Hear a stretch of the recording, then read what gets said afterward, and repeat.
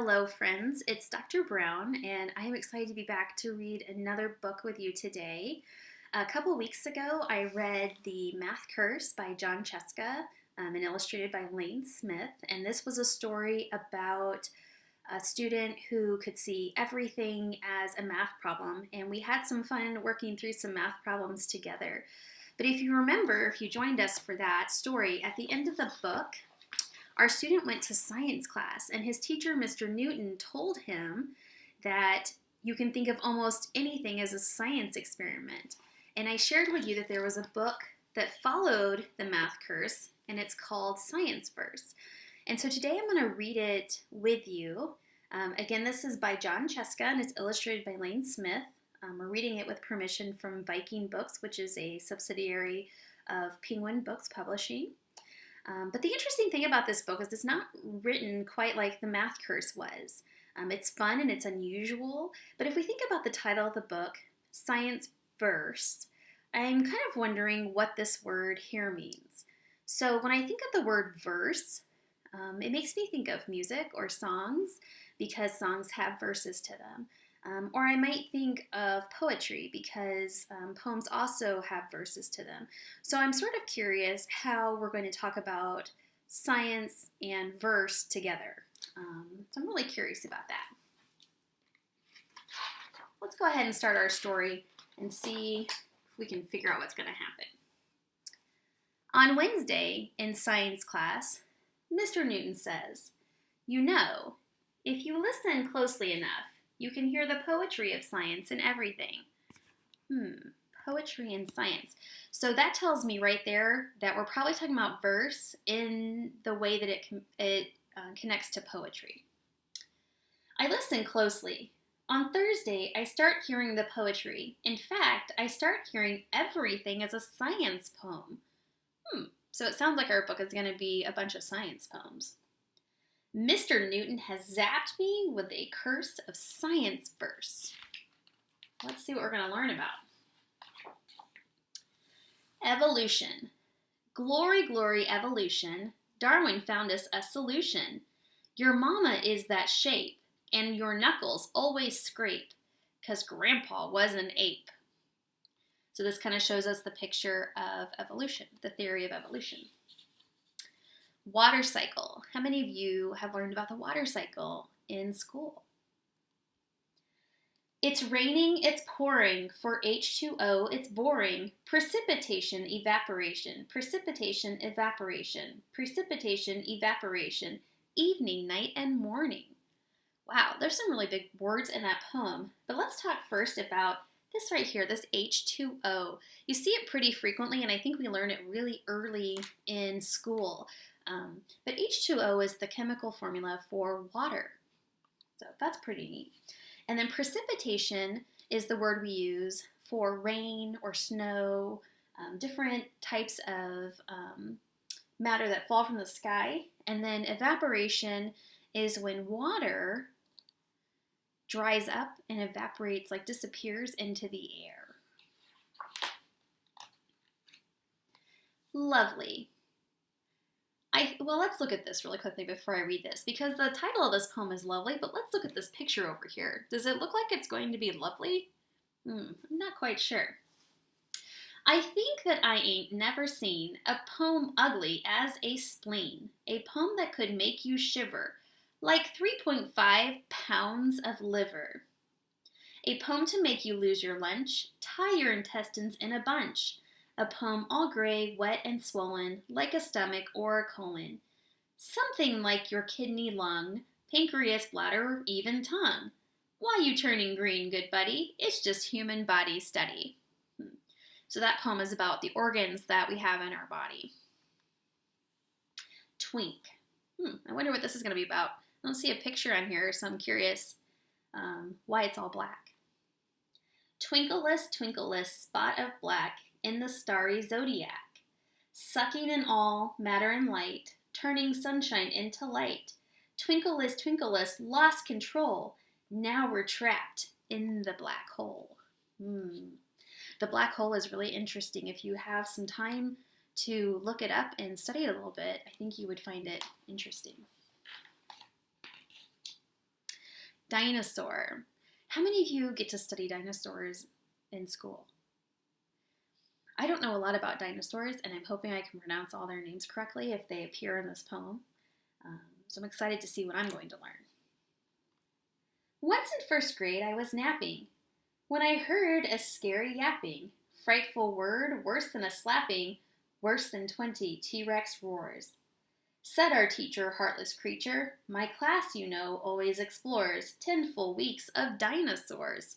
10 weeks of dinosaurs. Pterodactyl, Stegosaurus, on and on the same old chorus. Elementary stuff to Boris, no more, we beg. She ignores. Yes, she smiles. They were reptiles. Then locks the windows, bolts the doors. Don't you just love dinosaurs? Every year the scene repeated. 3rd grade, 4th grade, we were greeted with that torture just completed. Yes, we've heard of carnivores. Still the teachers changed no features, still spoke those words that gave brain sores. This year's topic, dinosaurs. It's still a mystery, scientists say, why the dinosaur went away. But I know why they couldn't stay, and it wasn't meteors.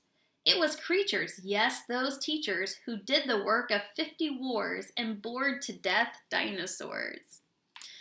They're saying that dinosaurs died out because they were bored by their teachers.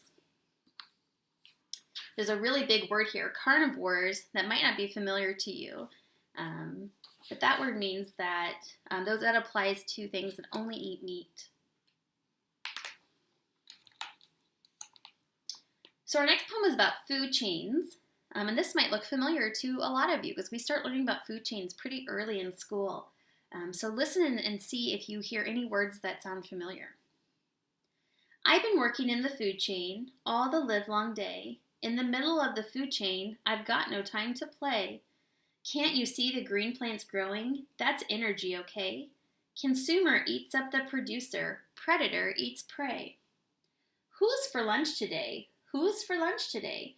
Don't you just wonder who's for lunch today? Predator or prey, eat or be eaten. That's the only way. So how many of those words sounded familiar to you? Consumer, producer, maybe predator or prey? This poem looks interesting. Look at the illustration there. That looks a little strange. And the title of this poem is Gobblegooky. 'Twas fructose and the vitamins did sink and die red number 8. All poly were the thiamines and the carbohydrate. Beware the gobblegook, my son, the flavorings, the added C. Beware the serving size and shun the dreaded BHT. And as in full thought I stood, the gobblegook with eyes nitrate came gluten through the dextrose wood. It extracts carbonate. Oh, can you slay the gobblegook, polyunsaturated boy? 3,000 calories, don't look, the sugars, fats, oh soy. 'Twas fructose and the vitamins did sink and die red number 8. All poly were the thiamines and the carbohydrate. Interesting. I'm going to have to think about that one for a little bit and maybe what it was about. But I think it's talking about the stuff that we eat, and not all of it maybe is good. Yeah, that's an interesting poem. Why scientists don't write nursery rhymes. Well, this one should be interesting. Mary had a little worm. She thought it was a chigger, and everything that Mary ate only made it bigger. It came with her to school one day and gave the kids a fright, especially when the teacher said, "Now that's a parasite." That doesn't sound good. Hey diddle diddle. Hey diddle diddle, what kind of riddle is this nature of light? Sometimes it's a wave, other times particle, but which answer would be marked right? Jack be nimble. Jack be nimble, Jack be quick. Jack jump over the combustion reaction of oxygen plus heat plus fuel to form carbon dioxide plus light plus heat plus exhaust. What do you think they're talking about there? Probably the flame, right? But they're using a chemical sentence to tell you that. Good night. Good night, sleep tight, don't let the bed bug, tick, or louse suck blood from you, hatch its eggs, and then develop the larva on you, all right?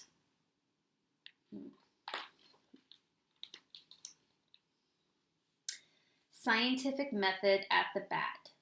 So some of you might know what the scientific method is, and some of you may not.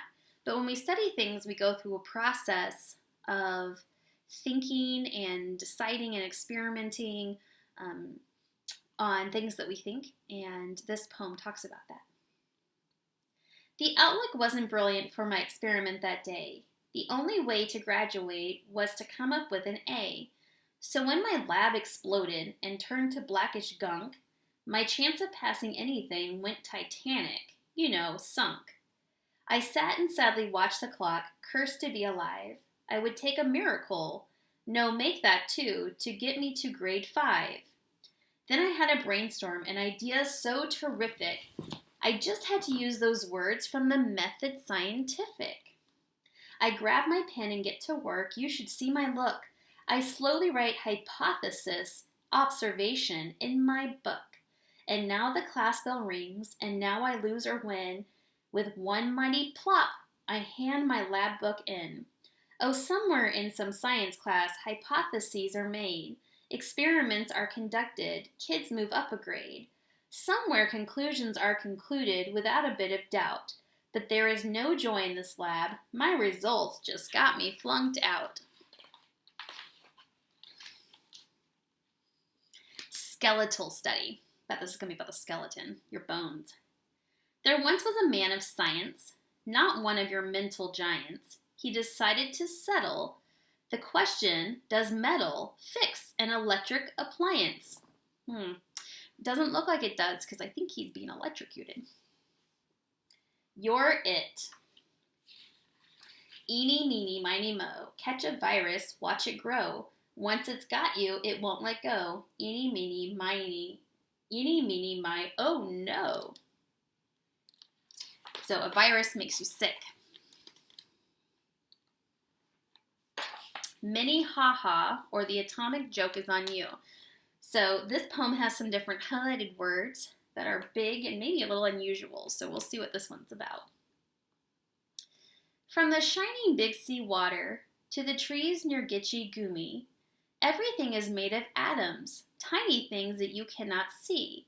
Though I have just one small question, and I don't ask just to blame them, scientists can't see these things, so how the heck then can they name them? Nucleus they call the center, made of parts that they call protons, and more itty-bitty pieces, go ahead and call them neutrons. Flavored quarks, electrons, bosons, things could hardly get more doofy. I say we think up our own names, but let's make them way more goofy. Let's call the proton Wawa, the electron monomony. Call the neutron the Winona. Who will know? They are so teeny. Yes, then let us call the atom something new like Hiawatha. That will be our really small joke. That will be our mini ha-ha. So they were saying that the names of the atoms are a little silly, so they made up their own. And then they use these words on the right side here. Let's see if I can show those to you a little better. And then this explains what those words mean. So, a different way to write poetry. What's the matter? Miss Lucy had some matter. She didn't know its state. She only had 3 choices, so tried to get it straight. She thought it could be liquid, quite possibly a gas, and if it wasn't solid, well, call me sassafras. Miss Lucy called the plumber, Miss Lucy called the cop. Miss Lucy called the egghead with the perfectly bald top. Liquid, said the plumber. Solid, said the cop. Gas, said the egghead with the perfectly bald, top, top, top. So that talks about matter. There are 3 states of matter, solid, liquid, and gas. And I know that definitely you talk about those things in 1st grade, but we talk about them a lot in all the grades. The Senseless Lab of Professor Revere. Listen, my children, and you shall hear, oh, how loud noises go in your ear. And look, my youngsters, bright lights will be the way you figure out how you see. And feel, my students, is that too much? With gopher guts, you learn about touch. And chew, my kiddies, oh, what a waste. That frog eye stew was for you to taste. And sniff, my scientist, ain't it just swell how 10-year-old cheese demonstrates smell? So those are your senses. Class is done. Next week, diseases. Won't that be fun? So that one talks about your different senses. Ooh, look how small this is. This one's called amoeba, and I'm guessing it's small because amoebas are small. Don't ever tease a wee amoeba by calling him a her amoeba, and don't call her a he amoeba, or never he a she amoeba, 'cause whether his or hers amoeba, they too feel like you and amoeba. Changes. I'm a little mealworm, short and wiggly. Here's my antenna, cute and jiggly. Here. Now I'm a pupa, squat and white. How did this happen? I'm a sight. Now I'm a beetle. What is this? I really hate metamorphosis. So in your class, if you've ever had caterpillars turn into butterflies or into moths, or mealworms turn into beetles, that's what these poems are talking about. Just that change that they make. Here's a long one. 'Twas the night. 'Twas the night before anything, and all through deep space, nothing existed, time, matter, or place. No stockings, no chimneys, it was hotter than hot. Everything was compressed in one very dense dot. When out of the nothing there appeared with a clatter a fat guy with reindeer and something the matter. His nose was all runny, he gave a sick hack. Oh, Dasher, oh, Dancer, I can't hold it back. He huffled and snuffled and sneezed and achoo! And then 10 jillion volcanoes the universe blew. That dense dot exploded, spewing out stars, Earth, Venus, Jupiter, Uranus, and Mars. Helium, hydrogen, the mountains and seas, the chicken, the egg, the birds, and the bees. Yesterday's newspaper, tomorrow's burnt toast, protons and neutrons, your grandma's pork roast. The universe expanded, the guy said with a wheeze, who will ever believe the world started by sneeze? So let's call it something much grander, all right? Merry Big Bang to all, and to all Gesundheit.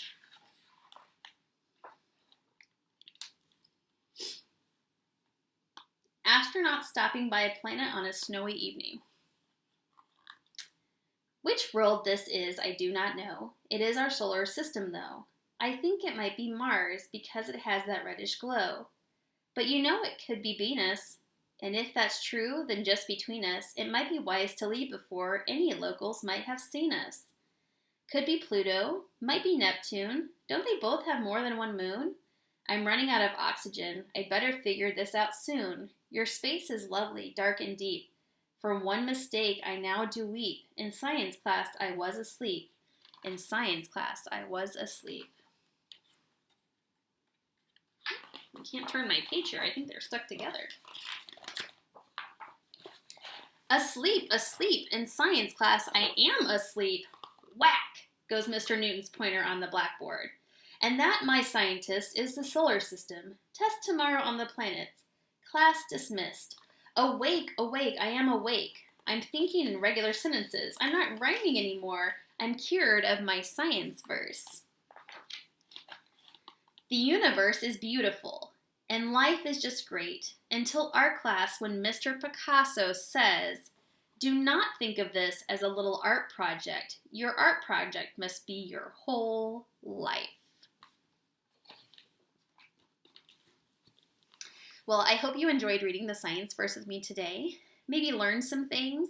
One of the things I noticed about this book is how some of the poems sounded like other poems that I'm familiar with. And so it's kind of interesting to see those being rewritten.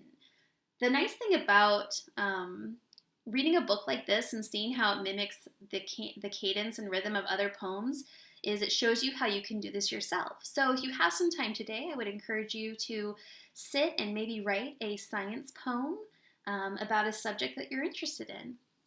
So thank you again for joining me for Science Verse by John Cheska and Lane Smith, and I hope to see you again soon. Bye, friends.